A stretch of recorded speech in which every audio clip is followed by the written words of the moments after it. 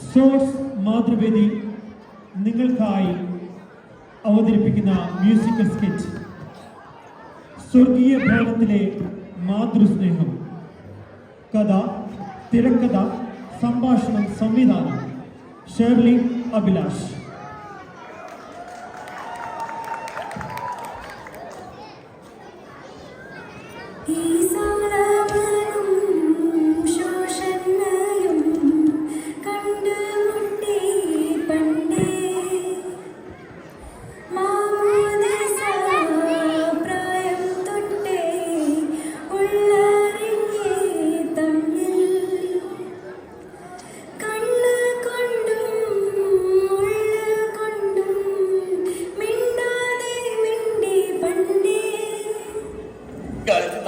വർഷം കടന്നു പോയത് അറിഞ്ഞില്ല. ഇന്ന് നമ്മുടെ 40ാമത്തെ വിവാഹവാർഷികമാണ്. ഇനി എത്ര കാലം ഈ ഭൂമിയിലുണ്ടാവോ? അങ്ങനെ പറയില്ല അച്ചായ. മരണത്തിന് പോലും അച്ചായനെ ഞാൻ വിട്ടുകൊടുക്കത്തില്ല. നിനക്ക് എന്നോടുള്ള വൈരാഗ്യം ഇപ്പോഴും തീർന്നിട്ടില്ലേ?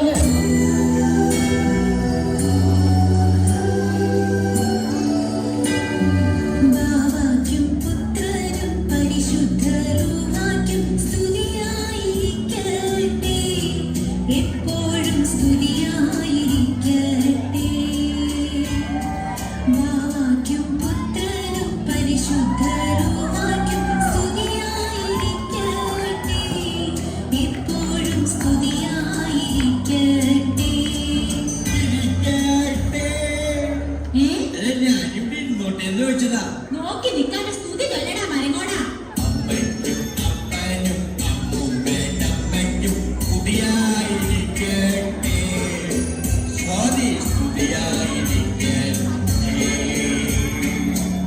എടാ കുടിഞ്ഞവനെ, നീ ഇന്ന് കുടിച്ചിട്ടാണോ വന്നിരിക്കുന്നത്?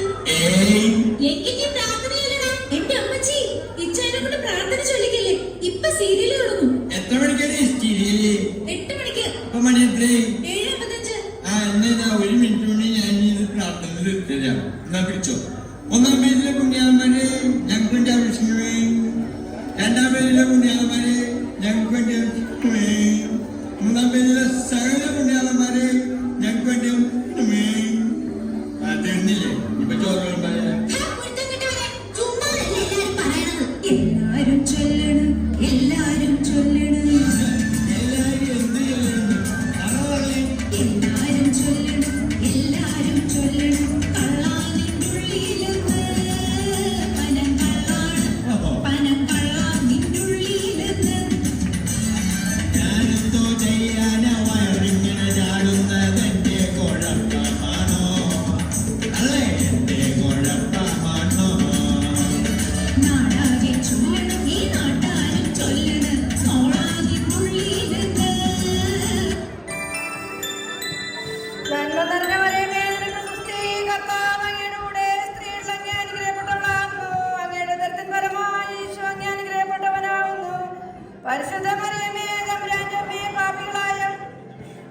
പാപികളായ മേഴ്സി, എന്താ അമ്മച്ചി? ആ ഗ്യാസിലേക്ക് നിറച്ച് അടുക്കി പിടിച്ചു. നീ പോയി ഗ്യാസ് ഒന്ന് ഓഫ് ചെയ്തേ. എന്നെ കൊണ്ട് പറ്റത്തില്ല, സിസ്റ്റോട് പറ. എനിക്കൊന്നും വയ്യ. എടാ ജോണി, നീ പോയി ഗ്യാസ് ഒന്ന് ഓഫ് ചെയ്തേടാ. പാപികളായ ഞങ്ങൾക്ക് വേണ്ടി ഇപ്പോഴും ഞങ്ങളുടെ മരണസമയത്തും തമ്പുരാനോട് അപേക്ഷിച്ചോളണമേ. എടി സിസിലി, എന്താ അമ്മച്ചി? നീ ആ ഭക്ഷണം ഇവിടെ കൊടുത്തില്ലേടി? കൊടുത്തില്ല അമ്മച്ചി, ചോദിച്ചായ വന്നിട്ട് കൊടുക്കും. നീ 4 മണിക്ക് ചായ കുടിച്ചാ? കുടിച്ചമ്മച്ചി. ആ, നിന്റെ കാര്യങ്ങളെല്ലാം കൃത്യമായിട്ട് നടന്നു. ആ മിണ്ടാ പ്രാണിക്ക് ഇത്തിരി വെള്ളം കൊടുക്കണമെങ്കിൽ ജോയിച്ചായം വരണം. മേലിത് ആവർത്തിക്കരുത്. എന്ത് പ്രാർത്ഥനയാ? നന്മ നിറഞ്ഞ മറിയമേ, നിനക്ക് സുസ്ഥി. കർത്താവ് അങ്ങയുടെ കൂടെ സ്ത്രീകളിൽ അങ്ങ് അനുഗ്രഹിക്കപ്പെട്ടവളും. ജോയിയൊന്നില്ലേടി? ഒന്നില്ല അമ്മച്ചി. അവൻ വരികയില്ല. പുരുഷ വരെ കഴിയുന്നത് അവൻ കുടുംബത്തേക്ക് കയറില്ല. ഇവനൊന്നും ഗുണം പിടിക്കാൻ പോകുന്നില്ല. എന്റെ ജോഡിമോനെ കണ്ടുപിടിക്ക്. സന്ധ്യാപ്രാർത്ഥനയ്ക്ക് കുടുംബത്തിൽ വരും. എവിടെ പോയതാ? അമ്മച്ചിക്ക് ഒരു ചട്ടയും കൊണ്ട് വാങ്ങിക്കാൻ പോയതാ. ആണോ? എന്റെ മാതാവേ, എന്റെ കുഞ്ഞിന്റെ കാലിലൊരു മുള്ളു പോലും കൊള്ളാതെ കാത്തു കൊള്ളണമേ. അമ്മച്ചിക്കുള്ള ടോണിക്ക് ഇന്നലെ തന്നെ വാങ്ങിച്ചായിരുന്നു കേട്ടോ. നീ എങ്ങനെ വാങ്ങിച്ചതാ? ടോണിക്ക് മേടിച്ചത് ജോണിക്ക് ഒരു ആപത്ത് വരുത്തരുതേ. ടോണിക്കും ടോണിക്ക് കുടിക്കുന്ന എന്നെ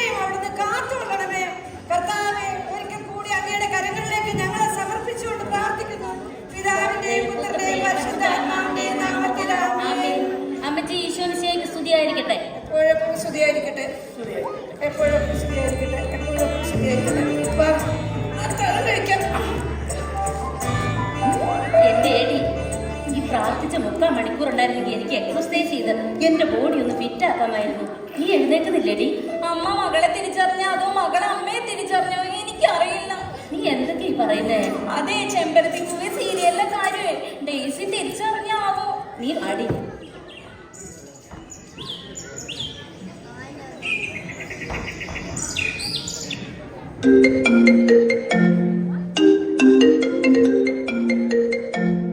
ഹലോ, ഞാൻ വരുവാ. അയ്യോ മോളെ, നീ ചായ കുടിക്കാണോ പള്ളിയിൽ പോന്നേ? അല്ല, നിങ്ങൾ ഇന്നും പള്ളി വരുന്നില്ലേ? ഇന്നലെ ഞാൻ പറഞ്ഞതല്ലേ ഞങ്ങൾ ഇതിലെ വരാൻ നമ്മൾക്ക് ഒരുമിച്ച് പോകാമെന്ന്. എനിക്കൊന്നും വയ്യ. എനിക്കില്ലാത്ത അസുഖങ്ങളൊന്നുമില്ല. പ്രഷറ്, ഷുഗറ്, കൊളസ്ട്രോള് എല്ലാം ഉണ്ട്. ഇതൊക്കെ ആർക്കാണ് ഇല്ലാത്തത്? നമ്മൾ ഒരേ പ്രായക്കാരല്ലേ? എനിക്കും ഈ അസുഖങ്ങളെല്ലാം ഉണ്ട് എന്ന് പറഞ്ഞ് ഞാനെങ്ങും പോകുന്നില്ലേ? ഞാൻ എല്ലാ ആഴ്ചയും പള്ളിയിൽ പോകും. ഹലോ, ആരാ? ഹലോ, ഞാൻ ജനറൽ ഹോസ്പിറ്റലിൽ നിന്നാണ്. നിങ്ങളുടെ മകളാണോ അന്ന? നിങ്ങൾ അത്യാവശ്യമായിട്ട് ഇവിടെ വരെ വരണം. അയ്യോ, അവള് രാവിലെ പള്ളിയിൽ പോയാന്നല്ലോ. പിന്നെന്താ പറ്റി? ഞാനിപ്പോ വരുന്നേ. നീ ഇതാ എങ്ങോട്ടാടി? ആരാടി വിളിച്ചേ? ഒന്നുമില്ല അമ്മച്ചി, ഞാനിപ്പോ വരാം.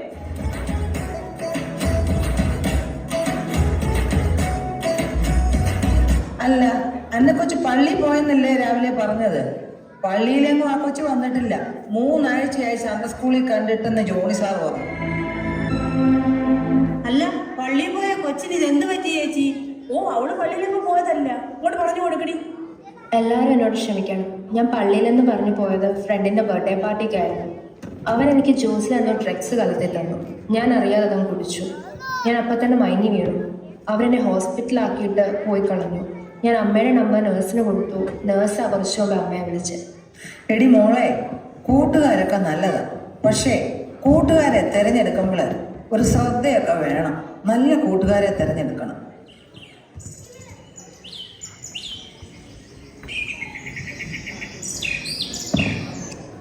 മണി 5:30 എന്തൊരു ചൂടാണ് എൻ്റെ ദൈവമേ. രാവിലെ തുടങ്ങിയ തൂപ്പും തുടപ്പുക. ഈ മാളിക വീട്ടിൽ 10 വേലക്കാർക്കുള്ള ജോലി കിടപ്പുണ്ട്. കറിയാച്ച മുതലാളി നല്ല ശമ്പളം തരുന്നോണ്ടാ ഈ ഓമന ഇവിടെ നിൽക്കുന്നത്.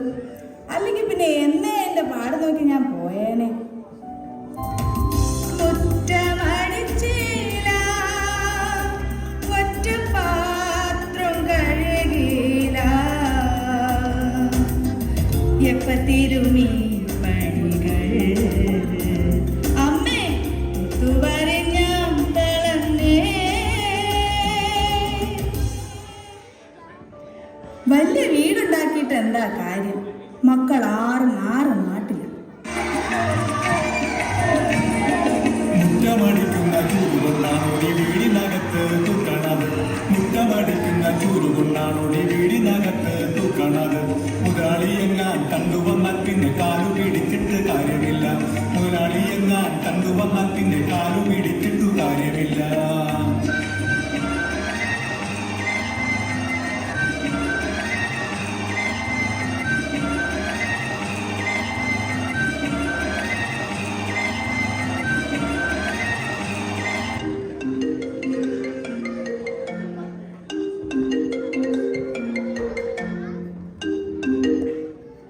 ഹലോ അമ്മച്ചി, മോനെ ജോസേ, എന്താ മോനെ വിശേഷം?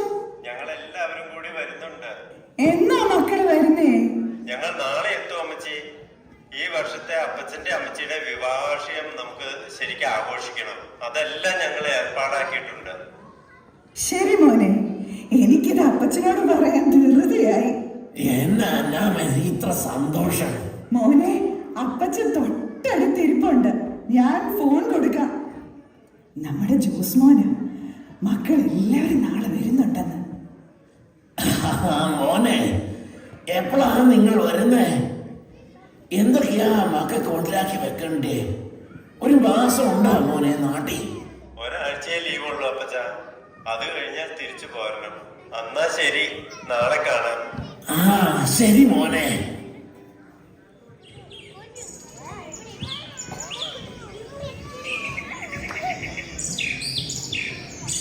എത്ര നാളായി മക്കളെ ഒന്ന് കണ്ടിട്ട്.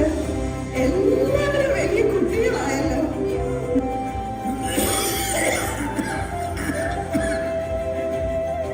അപ്പച്ചൻ ഈ ഈയിടെയായി കുറച്ച് ക്ഷീണമാ. അത് ശരിയാ, അപ്പച്ചന് നല്ല ക്ഷീണമുണ്ട്. അമ്മച്ചിക്ക് ഒരു വല്ലായ്മയൊക്കെ ഉണ്ട്. പ്രായമാകുമ്പോ ഇതൊക്കെ ഉണ്ടാകും. എല്ലാവരും ഭക്ഷണം കഴിക്കും. മക്കൾക്ക് ഇഷ്ടമുള്ളതൊക്കെ അമ്മച്ചി ഉണ്ടാക്കി വെച്ചിട്ടുണ്ട്. വരുവോ അപ്പച്ച? ഈ ബാഗൊക്കെ കൊണ്ടുവന്ന് അകത്ത് വെച്ചിട്ട് വരട്ടെ. അപ്പച്ചനും അമ്മച്ചിയും പള്ളി പോയിട്ട് വരാം. ഇന്ന് കുർബാനയുണ്ട്.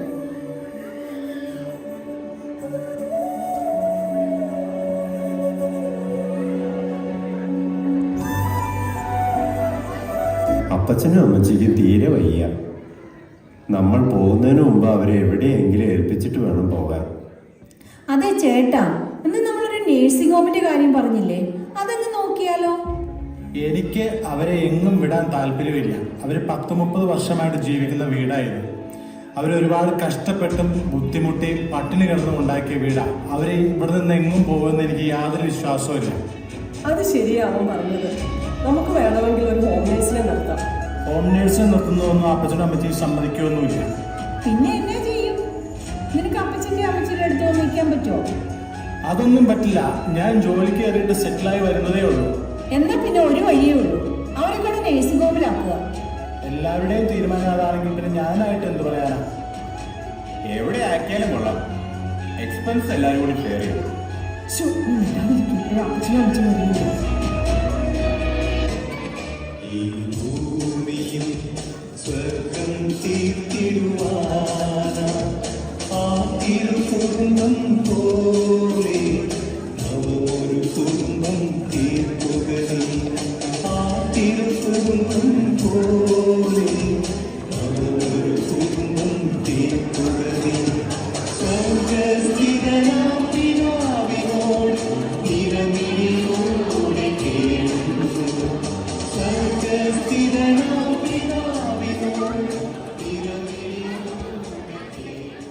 ഹാപ്പി വെഡിങ് ആനിവേഴ്സറി അപ്പച്ച. ഹാപ്പി ആനിവേഴ്സറി അമ്മച്ചി. സന്തോഷമായില്ലേ? മക്കൾ എല്ലാവരും വന്നല്ലോ. എന്നാൽ എല്ലാവരും വാ, നമുക്ക് കേക്ക് കട്ട് ചെയ്യാം. എന്നാൽ നമുക്ക് തുടങ്ങാം. അപ്പച്ചനും അമ്മച്ചിയും മുന്നോട്ട് വാ.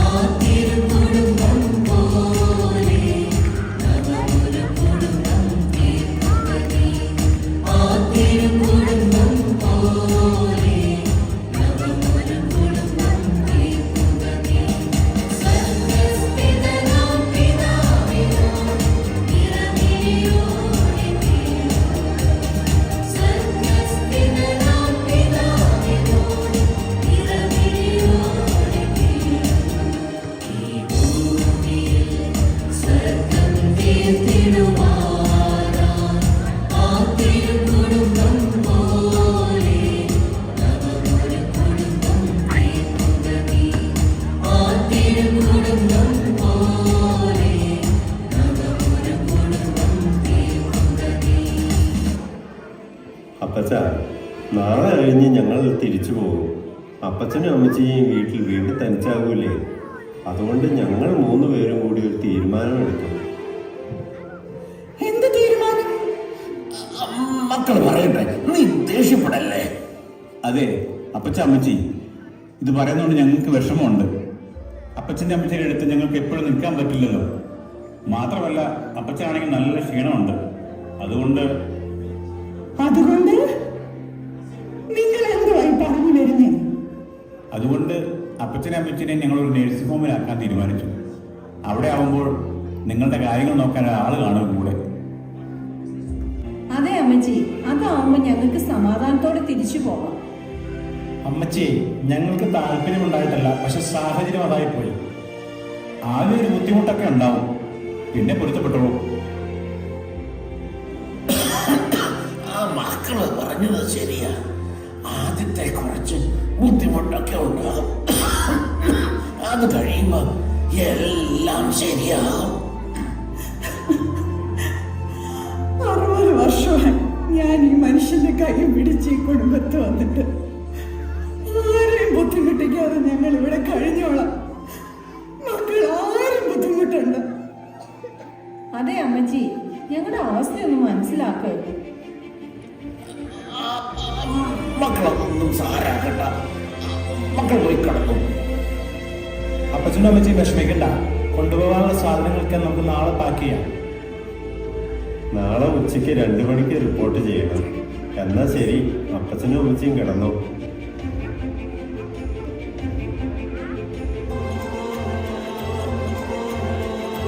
വല്യപ്പച്ചനും വല്യമ്മച്ചിക്കും ഒരു കാര്യം അറിയാമോ?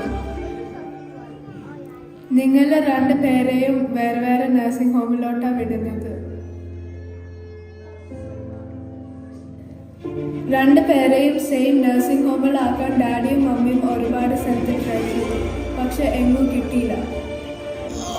അപ്പോ നമ്മൾ 2 പേരും ഒരുമിച്ചുള്ള അവസാന രാത്രിയാണല്ലേ ഇന്ന്?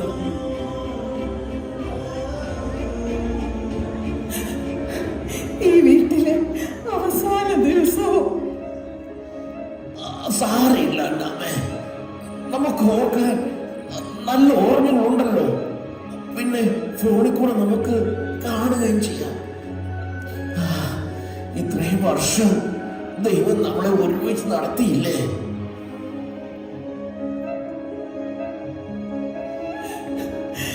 എന്നാലും മരുന്നൊക്കെ ഞാൻ എടുത്തു തരാതെ ഇതുവരെ കഴിച്ചിട്ടുണ്ടോ? മരുന്നങ്ങ് കഴിക്കണം. ഞാൻ ഫോൺ വിളിച്ച് ഓർമ്മിപ്പിക്കാം. ഇപ്പോൾ തന്നെ ശരീരത്തിനൊക്കെ ഭയങ്കര ക്ഷീണം. നീ എനിക്ക് കുറച്ച് വെള്ളം എടുത്തതാ.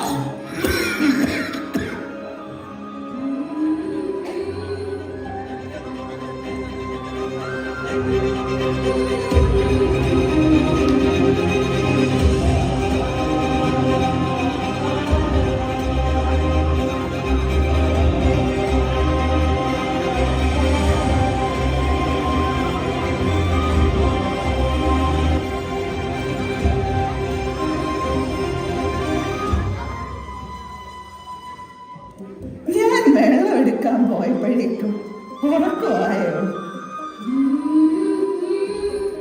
ദേ, എന്നാ വെള്ളം. ദേ, നോക്കിക്കേ, വെള്ളം എന്താന്ന്.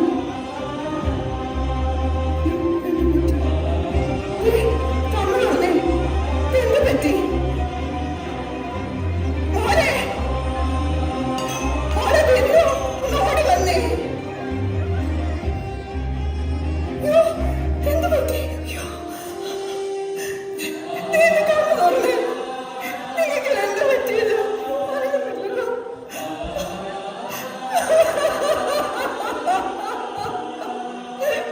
എന്നൊന്ന് നോയിക്കേ.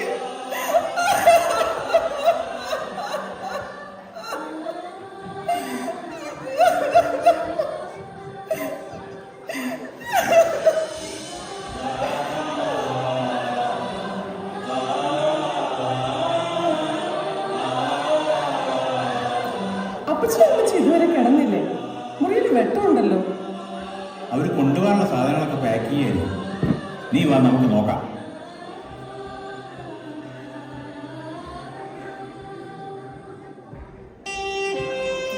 അമ്മച്ചി, അമ്മച്ചി, അപ്പച്ച, അപ്പച്ച എഴുന്നേക്ക്. അപ്പച്ചനും അമ്മച്ചിക്ക് എന്താ പറ്റിയേ? ഇത് എന്നാ പറ്റി തന്നെ? അപ്പച്ച, അമ്മച്ചി എന്താ പറ്റിയേ? അമ്മച്ചി, അപ്പച്ച എഴുന്നേക്ക്. ഇതൊരു ഓർമ്മപ്പെടുത്തലാണ്. ഈ ആധുനിക ജീവിതത്തിന്റെ ഓട്ടപ്പാച്ചിലിനിടയിൽ നമ്മൾ നെട്ടോട്ടമോടുമ്പോൾ നമ്മുടെ മാതാപിതാക്കളുടെ ആഗ്രഹങ്ങളെയോ അവരുടെ ആവശ്യങ്ങളെയോ അന്വേഷിക്കുവാൻ നമ്മൾ പലപ്പോഴും സമയം കണ്ടെത്താറില്ല. വളർത്തി വലുതാക്കി ജന്മം തന്ന മാതാപിതാക്കളെ വേദനിപ്പിച്ച് കിട്ടുന്ന ഒരു സൗഭാഗ്യത്തിന് നമ്മളെ സന്തോഷിപ്പിക്കാൻ കഴിയുകയില്ല. പട്ടിണി കിടന്നും കഷ്ടപ്പെട്ടും മക്കളെ ഒരു നല്ല സ്ഥാനത്താക്കുമ്പോൾ അവർക്ക് നമ്മളൊരു വലിയ പ്രതീക്ഷയാണ്. വാർദ്ധക്യത്തിൽ അവരെ സംരക്ഷിക്കാൻ നമ്മൾ അവരുടെ കൂടെ നിൽക്കും എന്നുള്ള വലിയ പ്രതീക്ഷ. ആധുനിക ലോകത്ത് മാതാപിതാക്കളുടെ സാന്നിധ്യം പോലും അസഹനീയമെന്ന് കരുതുന്ന ആളുകളുടെ ഇടയിലാണ് നമ്മൾ ജീവിക്കുന്നത്. എന്നാൽ സദൃശ്യവാക്യങ്ങൾ 23:22 നമ്മെ ഓർമ്മപ്പെടുത്തുന്നത്, നീ നിന്നെ ജനിപ്പിച്ച അപ്പന്റെ വാക്ക് കേൾക്കുക. നിന്റെ അമ്മ വാർദ്ധക്യത്തിലായിരിക്കുമ്പോൾ അവളെ നിന്ദിക്കരുത്.